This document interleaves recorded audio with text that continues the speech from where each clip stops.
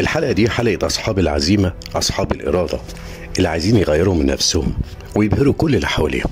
الحلقة دي رقم 3 من كورس إزاي تكوني ملكة جمال في 10 أيام.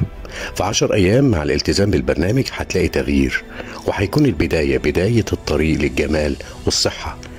تغيير طفيف صحيح بس هيشجعك. قبل ما نبدأ لازم نتفرج كويس قوي على الحلقة رقم 1 ورقم 2. الجديد في الحلقة 3، الجديد هو البداية. يلا بينا نبدأ، بس قبل ما نبدأ في مرحلة مهمة، وقبل ما ننطلق في مرحلة ما قبل الانطلاق. 3 حاجات هتنفذيهم قبل بداية البرنامج.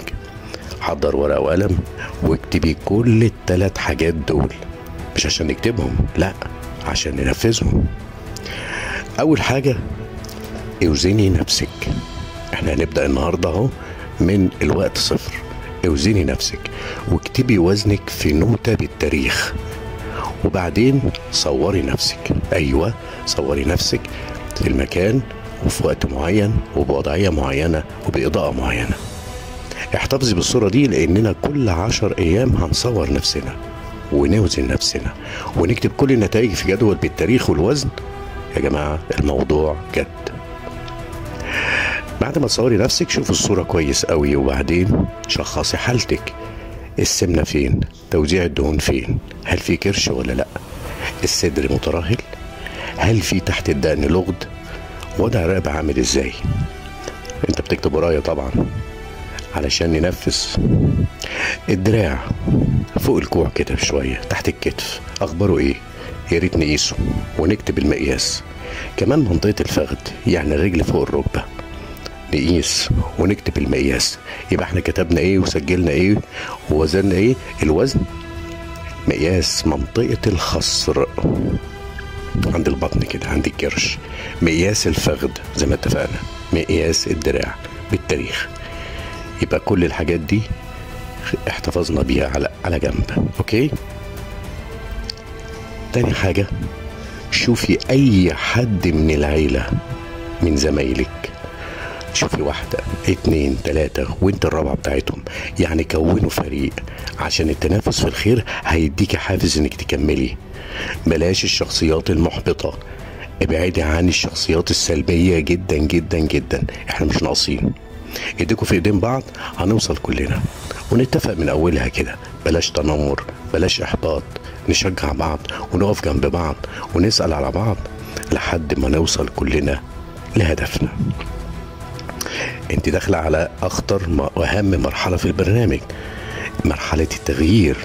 انت داخله على تغيير عاداتك بالكامل. لازم تكوني عارفه كده ومقتنعه بكده وراضيه عن التغيير ده، لان الهدف عظيم. الخطوه الثالثه، كبدايه كده هنشتري ونحضر الحاجات دي.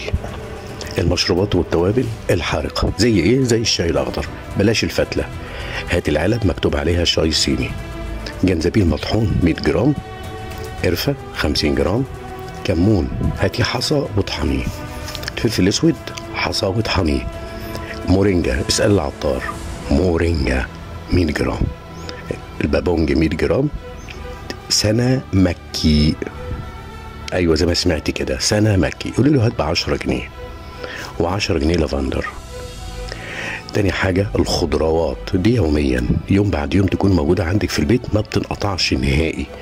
طماطم، الخيار، الليمون، الجزر، البنجر، الليمون، بقدونس، كزبرة خضراء، خس، الليمون، فلفل الوان اللي هو الاحمر والاصفر، وطبعا ما ننساش الليمون.